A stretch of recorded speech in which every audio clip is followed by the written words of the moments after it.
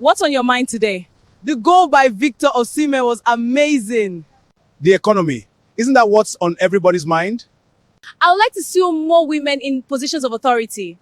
If you heard and saw it from CEMTV, you can take it to the bank. CEMTV, your reliable source of news, information, and entertainment.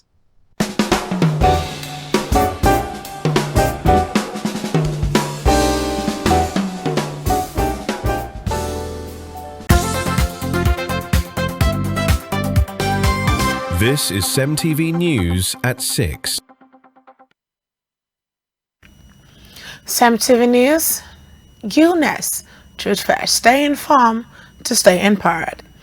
Good evening and welcome to CEMTV News at 6. I am Bariswa Christian Onwego.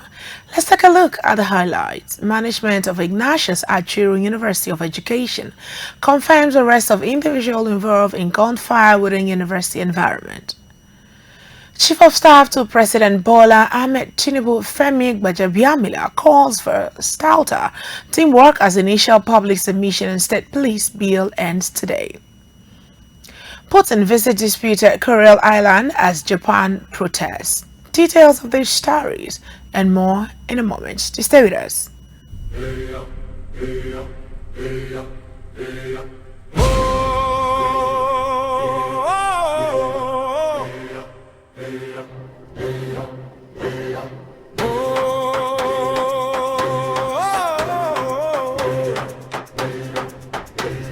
Is it time?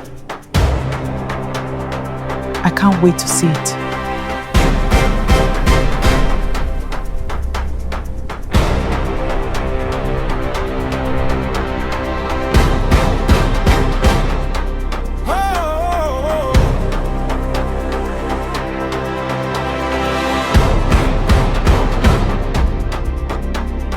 Voice of the people, stories that matter. Oh wow! Truth in every moment, now and forever.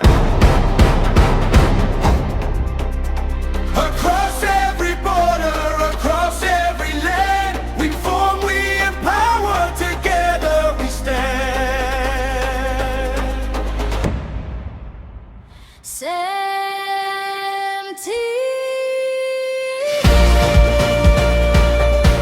From Africa to the world, connecting every voice.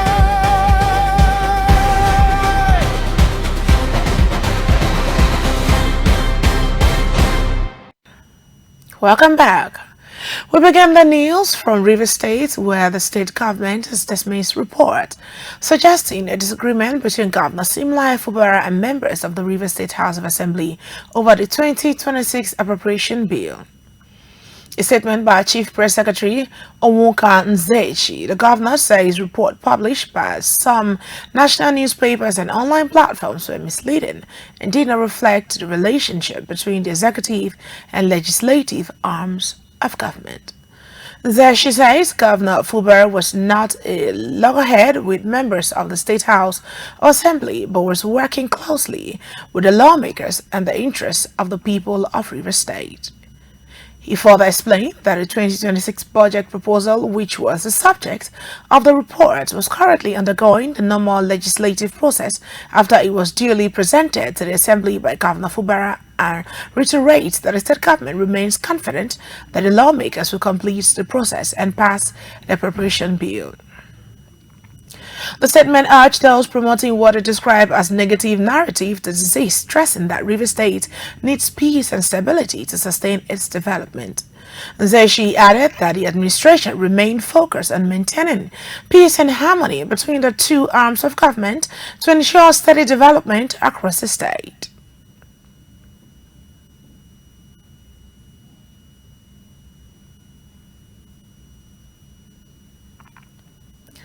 As the world marks World Youth Day, some Nigerians have called for more job opportunities, better skills development, and greater youth participation in politics and governance. Our correspondent now reports. Speaking with CEMTV, respondents identified limited job opportunities, poor infrastructure, lack of skills, and the unwillingness of some young people to start small as some of the factors contributing to youth unemployment. One respondent stressed the need for better education, vocational training, and improved electricity supply to enable young people to learn skills, start businesses, and become self-reliant. So one of the ways you can develop yourself is for people learn skill, to acquire some skill. How do you acquire skill? After acquiring skill, like the normal hairdresser, you don't have a light to operate, you don't have you keep on running generator, and fuel is expensive. To tell me how possible that can be. So there's no employment, and one of the things that causes trouble in this country is politics.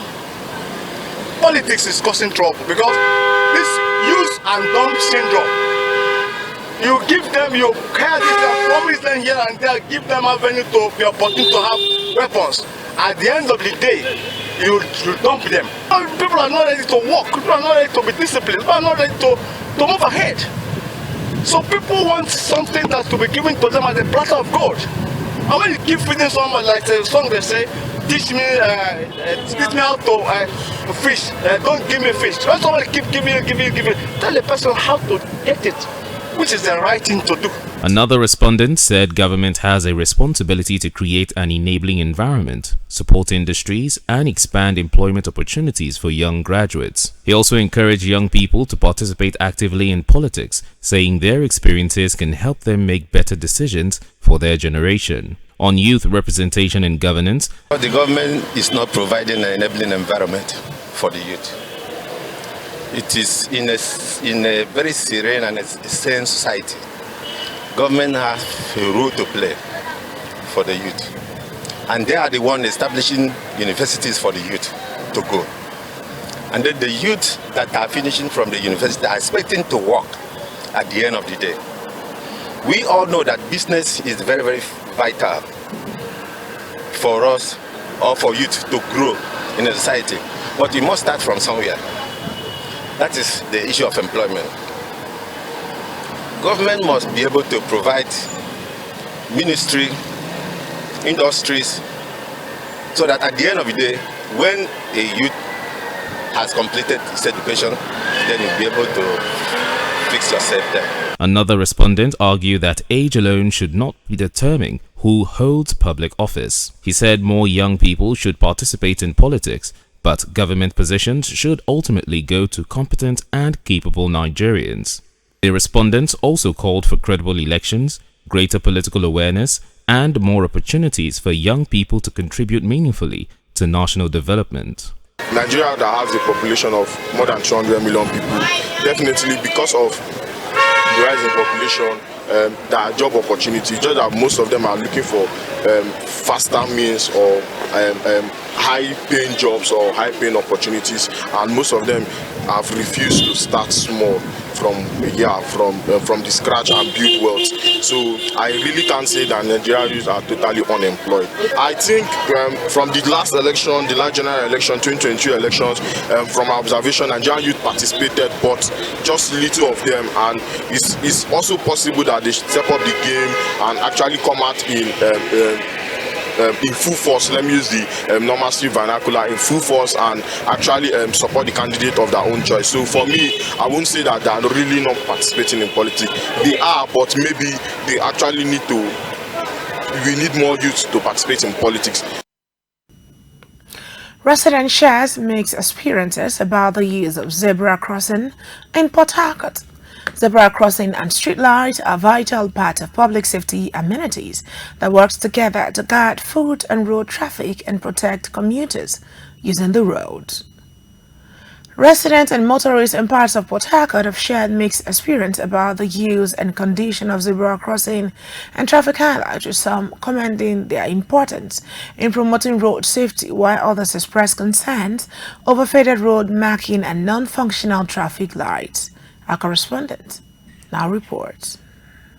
While some residents noted that they know the purpose of the zebra crossings and even comply to the zebra signs, many other drivers opened up on not even having knowledge of the zebra crossing signs, let alone having to comply to them. They further called for more public education and awareness on road safety. Commuters urged the government to strengthen the enforcement of traffic rules and ensure drivers comply with them to protect pedestrians. Some residents suggested that many motorists barely observe the zebra crossing because the traffic lights in the areas are not functional. They appealed to the government to repair the traffic lights and repaint faded zebra crossings to improve safety for both pedestrians and motorists. Respondents further called on the Federal Road Safety Corps to ensure drivers attend driving schools to further understand traffic rules. They called on the government to ensure that zebra crossing signs and traffic lights across the state are in good condition. The traffic light is not working, and drivers, when they stop at the zebra, they will just pass because of the light is not working. Had even the light is working, they will now observe it. But since the traffic light is not working,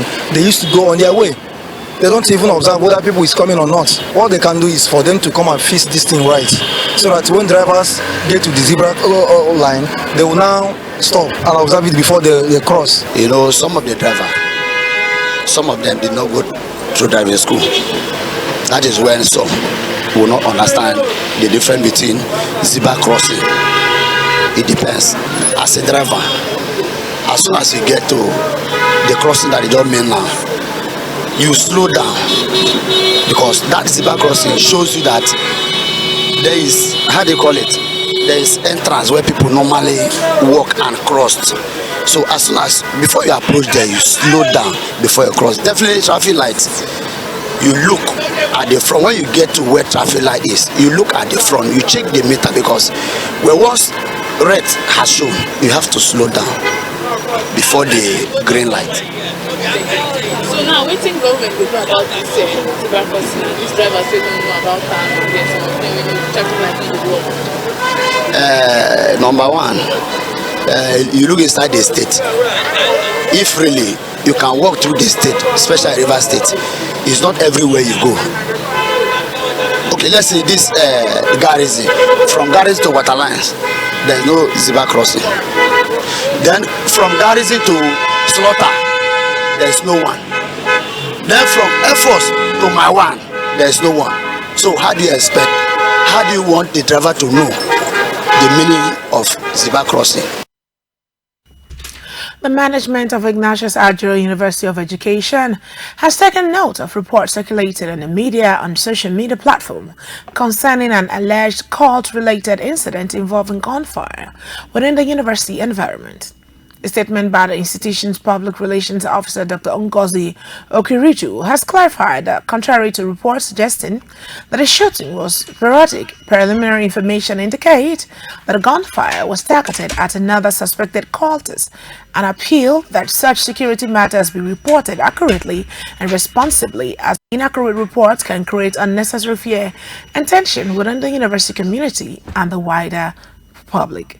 Dr. Ngozi further says that the individual involved has been arrested and handed over to the security agencies by a combined team of university security personnel, and OSPAC, while steps are being taken to ensure that the matter is properly investigated and handled in accordance with the law.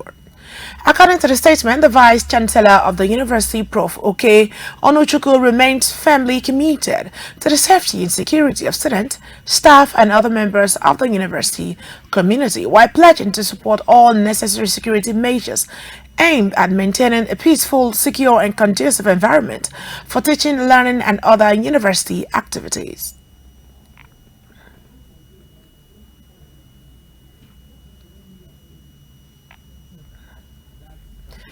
The Rivers State Police Command says it has recorded major operational success between June and August 2026 with the arrest of 18 suspects involved in murder, kidnapping, armed robbery, cultism, and vehicle snatching, as well as the recovery of 47 firearms and 12 vehicles during a series of operations across the state. Our correspondent now reports.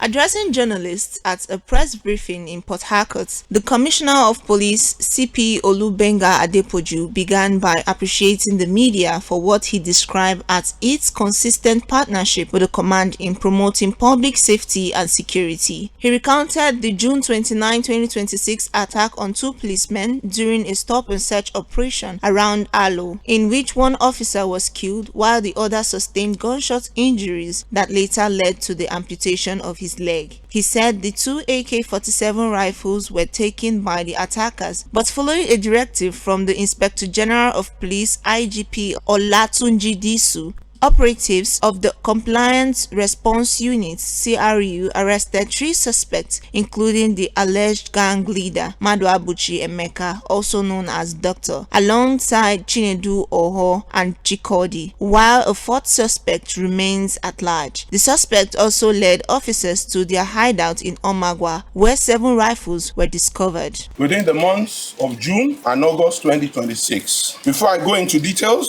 you will notice that some of the exhibits recovered during this operation have been displayed here for your documentation. At the end of this briefing, you have the opportunity to see them firsthand. Our operational achievements. Within the period under review, we recorded major success in our drive to rid Rivers State of crime and criminality. On kidnapping cases, CP Adepoju disclosed that 5 suspected members of a kidnapping syndicate were arrested in Obiapo local government area, including Ezekiel Emmanuel, with additional arrests made at Komkom Railway and Ubima. He further revealed that acting on a complaint by Mrs. Oboni on July 26, police arrested Mr. Allison and Dagogo Abusi, recovering 2 pistols and 97 rounds of live ammunition from them. He also noted that a suspect was arrested on 21st July for armed robbery with a double-barrel pump-action gun, while 2 members of a one-chance robbery syndicate were also apprehended and confessed to their crimes. The commissioner added that a suspected serial car snatcher was arrested alongside the other George Axis while driving a stolen Army Hilux vehicle and wearing military camouflage, with 3 stolen vehicles, 2 Hilux vans and a Toyota Camry recovered from him. He urged residents to report one-chance incident directly to the police rather than relying on social media, stressing that timely information improves investigation. In total, the command said it arrested 18 suspects, recovered 47 firearms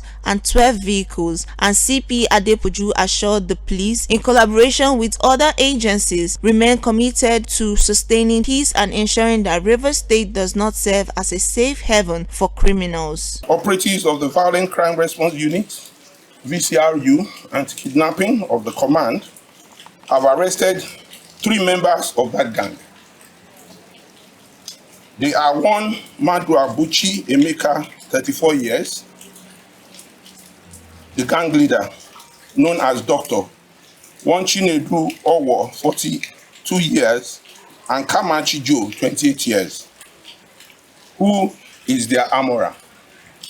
During interrogation, they confessed and led us to the hideout at their hideout at Omagwa.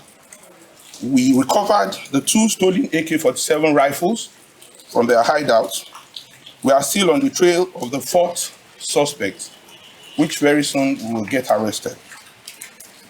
On kidnapping, we arrested 5 members of a kidnapping syndicate in Obibo local government area. They are 1 Ezekiel Emmanuel, 44 years, male, Chukuma Mbanefo, 51 years, male, Nicholas Dalla, 65 years, male, and 2 others. They confessed to carrying out kidnapping in Komkom Railway, Obema, and Afam communities. Further to that, on the 27th July 2026, we arrested 2 more suspects from the same network. Suspects were also interviewed at the scene of the press briefing, where a particular suspect admitted to shooting a policeman. We do kidnapping. So as we carry the victim now, they go drop. We don't drop the victim on our way coming back. So we can't see police for good. As we just they come advance our motor. So we no get any option than to come shoot.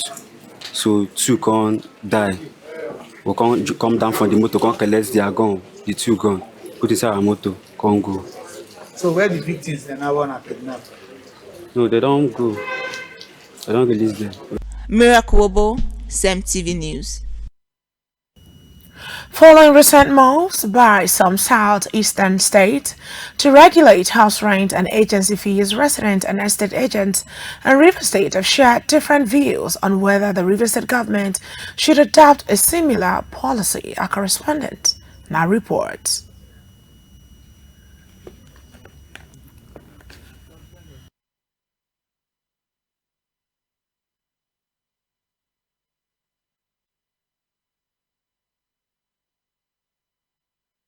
Residents and commuters along the Woji axis of Port Harcourt have expressed concern over the deteriorating condition of road, calling on the government to take urgent steps to rehabilitate the route which they describe as historically and economically important to the city. Our correspondent now reports.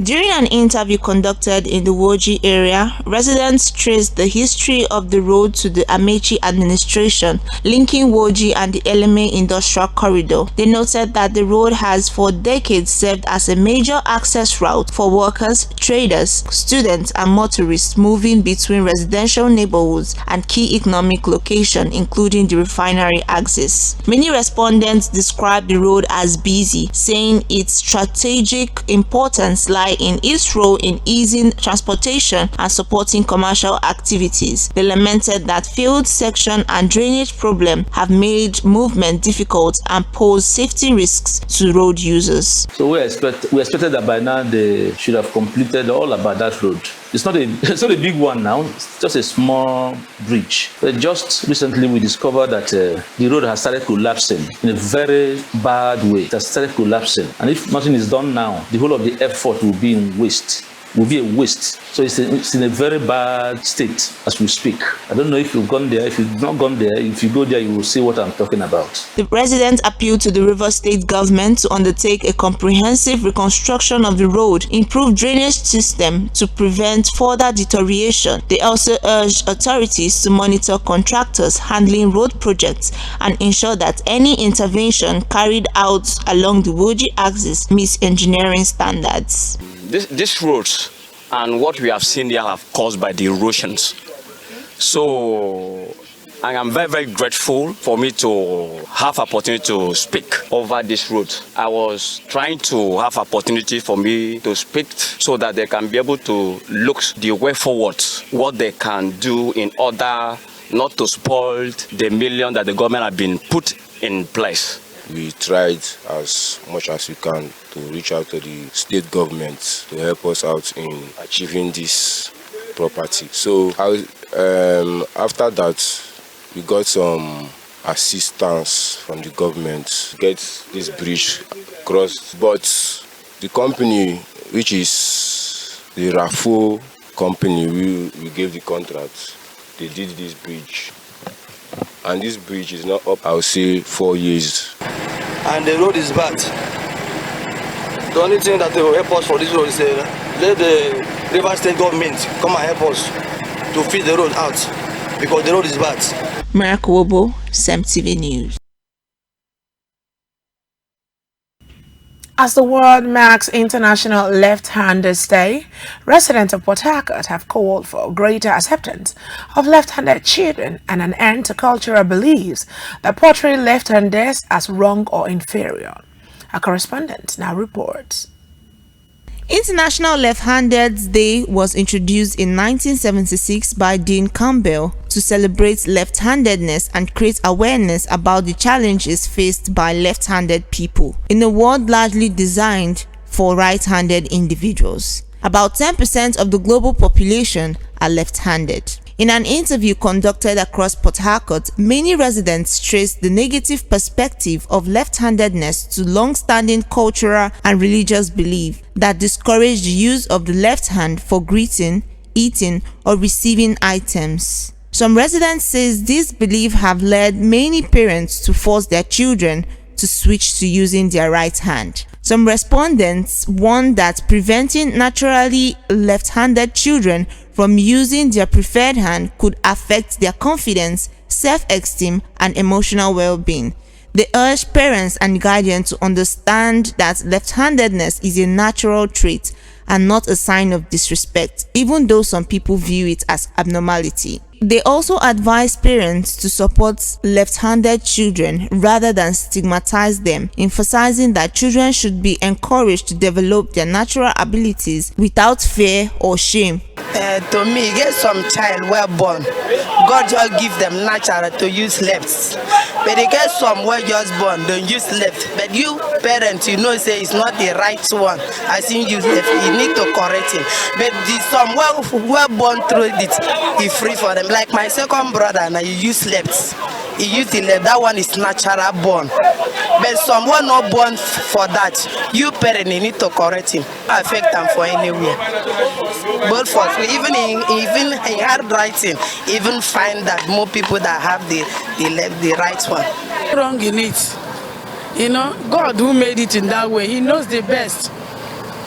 So we cannot compare and contrast. Using right hand is okay. Using left hand is okay. It's God that made them. That tender age, a child will be cautioned. But whereby it's not stopping. You know, it's how God made it. And you can't query it. We see it as deformity.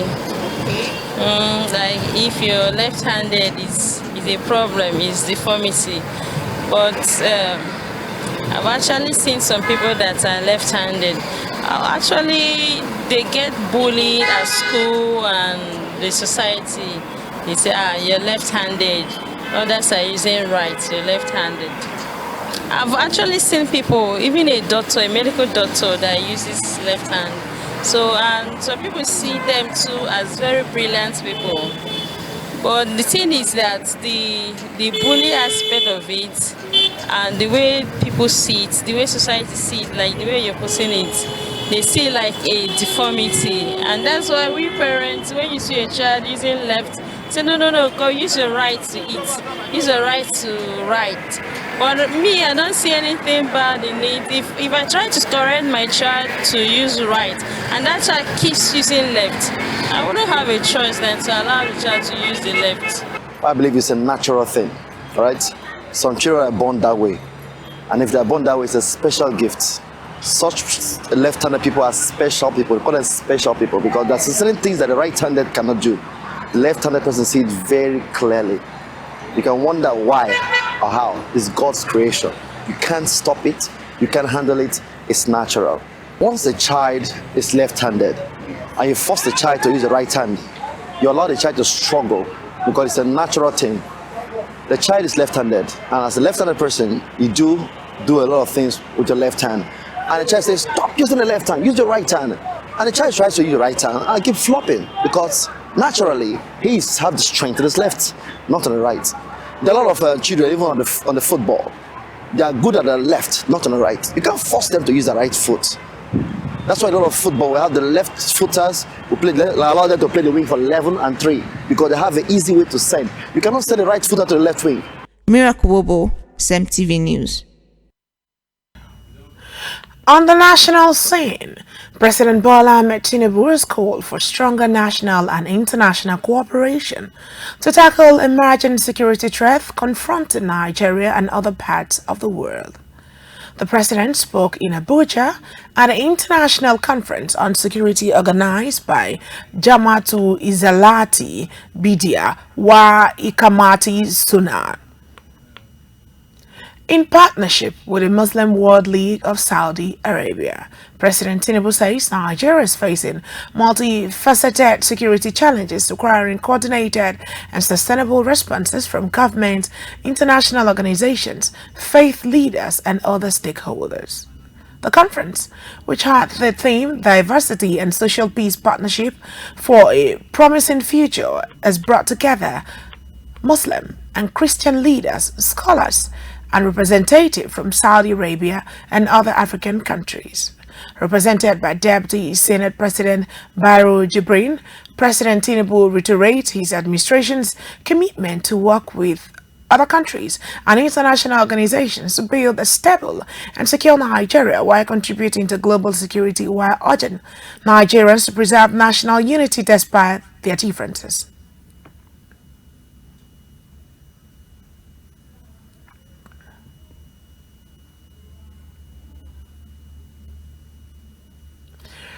The federal government's drive to reshape policing in Nigeria enters another phase of the national call for memoranda and submissions of the proposed national policing bill closely at 5 p.m. today, August 13. The chairman of the Presidential Working Group on the National Policing Bill and Chief of Staff to President Bola Ahmed Tinubu, Femi Gbajabiamila, says the reform is designed to bring policing closer to Nigerians while building safeguards that can make the system more effective and trusted. In an opinion piece on the proposed reforms, Gbajabiamila stressed that the central question was no longer simple whether policing should be brought closer to the people, but how it could be achieved without replacing existing weaknesses with new ones. He further explained that the reform would give state government a clear responsibility for the security needs of the people they govern, while ensuring that proximity to communities does not come at the expense of justice or citizens' rights. According to the Chief of Staff, state police services will have joining authority within their lawful jurisdiction while remaining bound by the Constitution, human rights, and rule of law.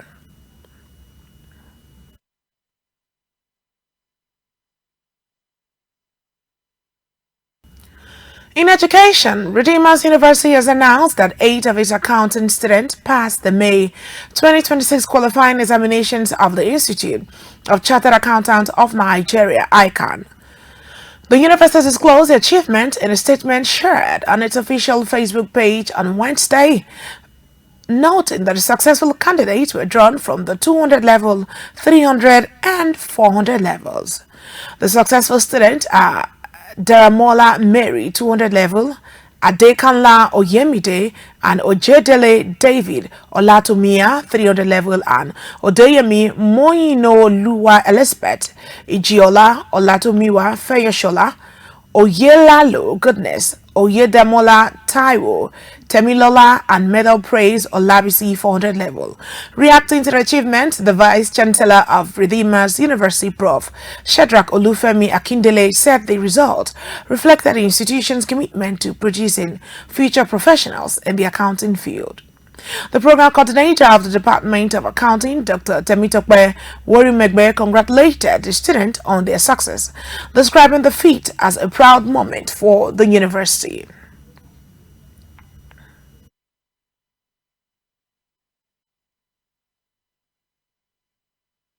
In politics, Francis Fadahunsi, senator representing Osun East, has been granted bail by the State Police Command after interrogation over his now viral comments to kill Accord members in the state. In a swift reaction to the backlash generated by the viral video of Fadahunsi attempted to retract his comments, stating that his words were misinterpreted. Fadahunsi said visited the Osun State Criminal Investigation Department CID office in Osogbo, the state capital, following a formal invitation by the police over the viral comment. Spokesperson of the Osun State Police, Abiodu Ojelabi, confirmed this to newsmen, saying the senator has been granted an administrative bail while the case continues. In a video shared on X, the APC senator who spoke in Yoruba asked supporters to kill members of the Accord party.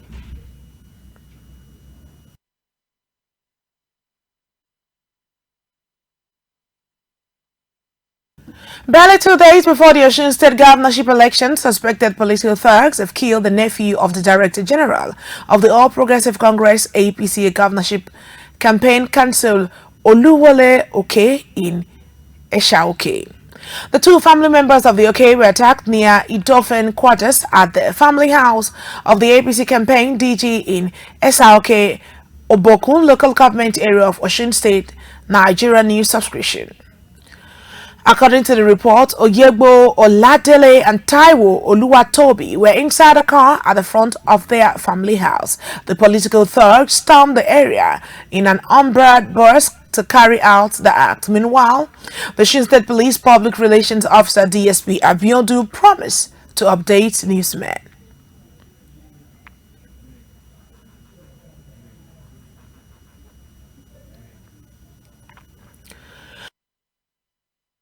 Election, former Vice President and presidential candidate of the African Democratic Congress ADC Atiku Abubakar has won against militarizing the Osun governorship election or deploying state institutions for partisan advantage.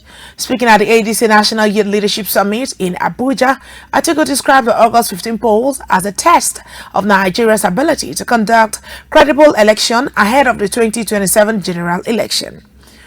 He said the scale and the posture of the security deployment around the election appeared more suited to a military operation than a democratic exercise. The former vice president questioned why such security capacity was not being deployed against terrorists, kidnappers, and bandits attacking communities and killing Nigerians. He warned security agencies against intimidating opposition supporters or using state institutions to influence the outcome of the election. Atiku also urged the Independent National Electoral Commission (INEC) to ensure that election materials arrive on time and that voters are allowed to cast their ballot without obstruction.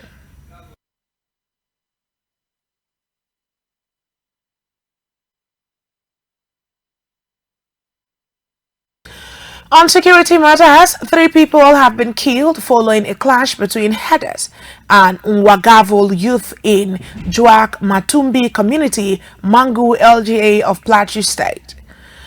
Zagazola Makama, a counter-insurgency publication, reported that victims comprise 1 member of the community and 2 herders.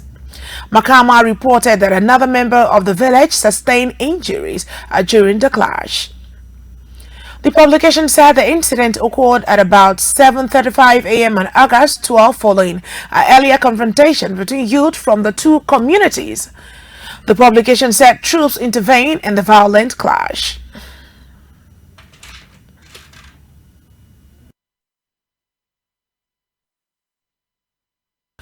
The Nigerian Army has commenced move to operationalize 4 newly created divisions as part of a broad restructuring aim at expanding its operational capacity and strengthening the fight against insecurity across the country. President Bola Tinubu approved the expansion of the Army from 8 to 12 divisions, with new division headquarters to be established in Benue, Kwara, and Taraba State alongside a fort formation in Edo State. The restructuring is designed to decentralize the Army's command and control structure, improve tactical response times, and enable troops to respond more effectively to secure threats across different regions. The move is also expected to be complemented by the planned recruitment of 28,000 additional personnel, as well as improved logistic equipment and welfare packages for troops.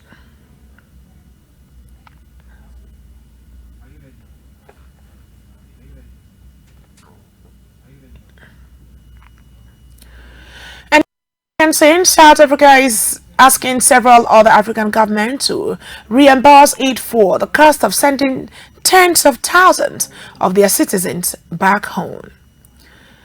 According to the country's Home Affairs Department, which briefed lawmakers, the country has spent nearly $18 million accommodating and transporting immigrants who demanded to return to their home countries and has sent a written request for compensation to Malawi, Ethiopia, and Nigeria. The request comes after South Africa reported or helped repatriate more than 80,000 immigrants following protests and violence against illegal immigration. The Foreign Ministry says the money covered buses to transport the immigrants, temporary repatriation centers, and staff overtime, among other expenses. The Director General of the Home Affairs Department, Tommy Makode, described the cost as unforeseen and unavoidable.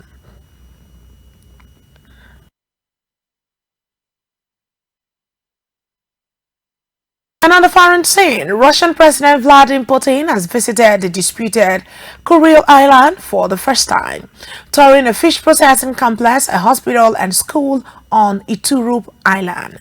The visit came a day after Putin visited Sakhalin, where Russia's Pacific Fleet was conducting military drills. Japan strongly protested the visit, with Foreign Minister Toshimitsu Motegi saying the island are inherent part of Japan's territory. Russia and Japan have long disputed the four southmost Kuril Islands, Iturup, Konashia, Shikota, and the Habomai Islets, which Japan calls the Northern Territories. The islands were seized by the Soviet Union in the final days of World War II and have remained under Russian control.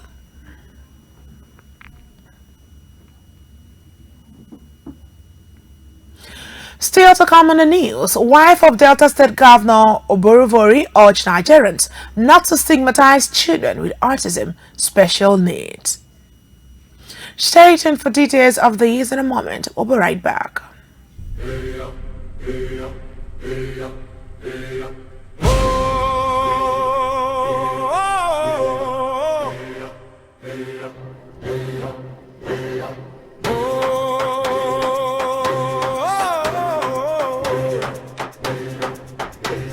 Is it time? I can't wait to see it.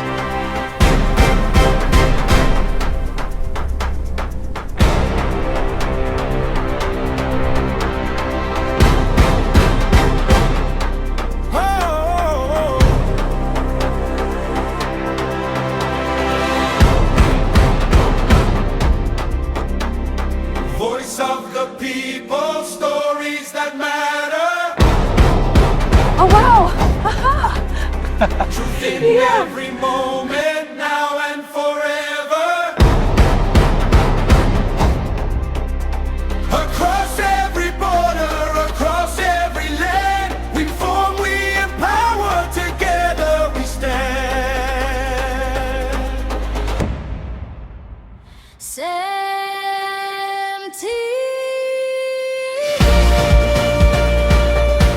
From Africa to the world, CEMTV.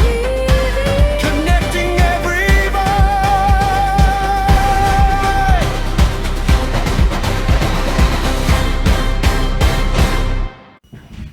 Welcome back, and now to the rest of the news stories and business.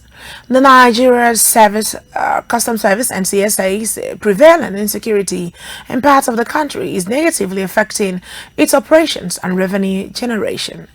The Assistant Comptroller General of Customs and Zonal Coordinator, Zone B, Nsiakak Umo, disclosed this in Mina while inspecting the Niger Kogi Area Command Headquarters and engaging with vehicle importers on the operational challenges confronting the command.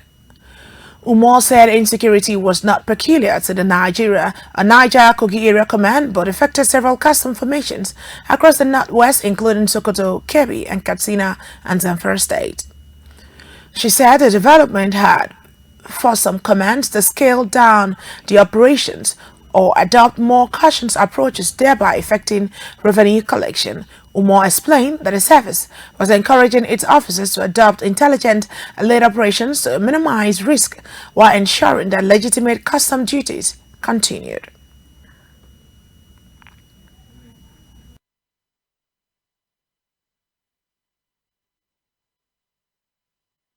And in health, wife of the Delta State Governor and founder of the You Matter Charity Foundation, Deaconess Tobore Oboreri, has called for an end to the stigmatization and harmful labeling of children living with autism and other special needs. Oborevori made the call during the foundation's free medical outreach in Agbo, Ika Federal Constituency, where she raised concerns about the treatment of children with special needs in some communities. She urged families and communities to replace misconceptions with compassion, acceptance, and support, and condemn the practice of portraying such children as spiritual beings and referring to them as Ogbanje. She also stressed that every child deserves love, protection, education, and the opportunity to develop their abilities and fulfill their potential while raising concern over adequate educational facilities and specialized support for children with autism and other special needs. Oborowori further appealed to healthcare practitioners across Delta State to prioritize the needs of children with autism and other special needs whenever they visit health facilities, urged medical workers to understand their needs, provide them with warmth and attention, and where possible minimize the stress of long queues and prolonged waiting periods.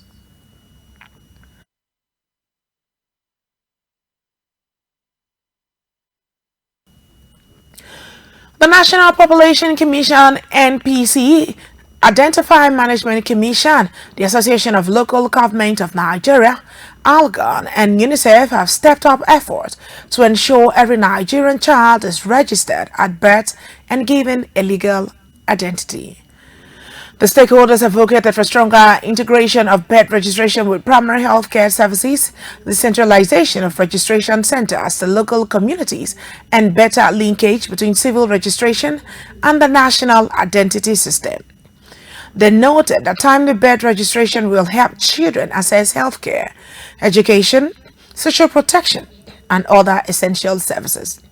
Speaking at a media dialogue on birth registration for children under 1 year, UNICEF Child Protection Specialist Dennis Onoise said the challenge was not only about parents failing to register their children, but also the bearers they face. Onoise identified inadequate registration centers, long distance to service points, language barriers, inefficient processes, and insufficient human and financial resources as major obstacles. He said connecting birth registration to primary health care facilities will reduce the burden on families and make registration more accessible. The stakeholders also proposed stronger collaboration between NPC and NIM to link registration back to the National Identity Database and facilitate the assignment of national identification numbers. They say digitalization and community-based registration will improve data collection and help government plan for healthcare, education, and social services. The group also called for increased funding, more permanent registrars, and greater community mobilization, while urging parents and caregivers to register children promptly to ensure no child grows up without a recognized legal identity.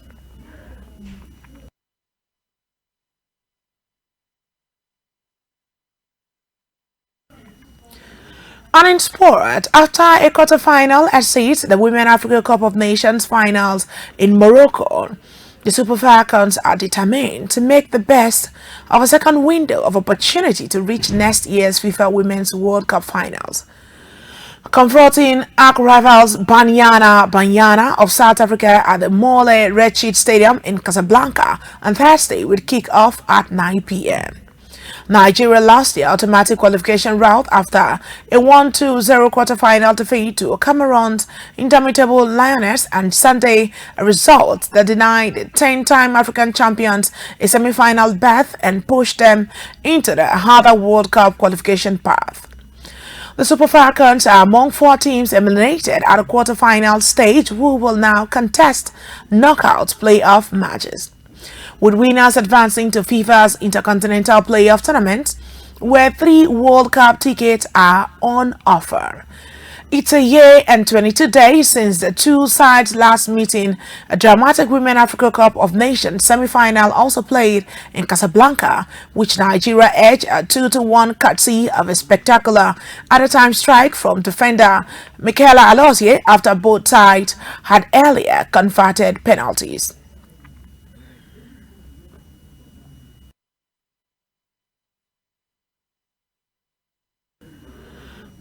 And on entertainment, Big Brother Naija Season 11 has assigned new covert missions to Gambian housemates Aiko and Flora as part of their secret roles in the house.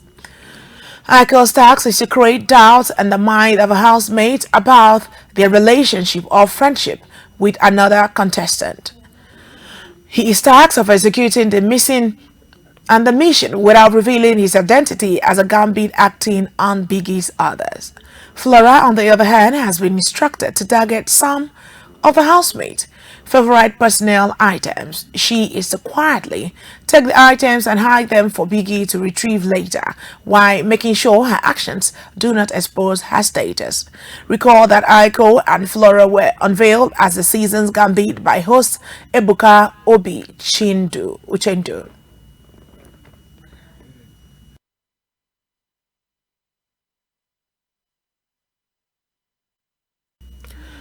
Nollywood actress Regina Chukwu has been denied entry at the Thanksgiving ceremony of Lateef and Mo Bipe's triplet.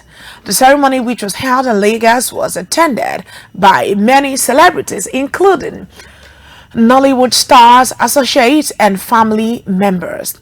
According to the announcement by the couple's event planner, Omobolale go to the event was strictly by invite. Individuals without an access card or designated also Ashwebi were barred from entering the venue. Despite being a popular face in the movie industry, Regina Chukwu was reportedly denied entry by security personnel at the gate. And that is it on CEMTV News at 6. But before we go, a quick recap of the major stories. We started off by informing you that management of Ignatius Ajero University of Education has confirmed the arrest of individuals involved in gunfire within university environment. We told you that the Chief of Staff to President Bola Ahmed Tinubu, Femi Gbajabiamila, has called for statutory teamwork as initial public submission on state police bill has ended today.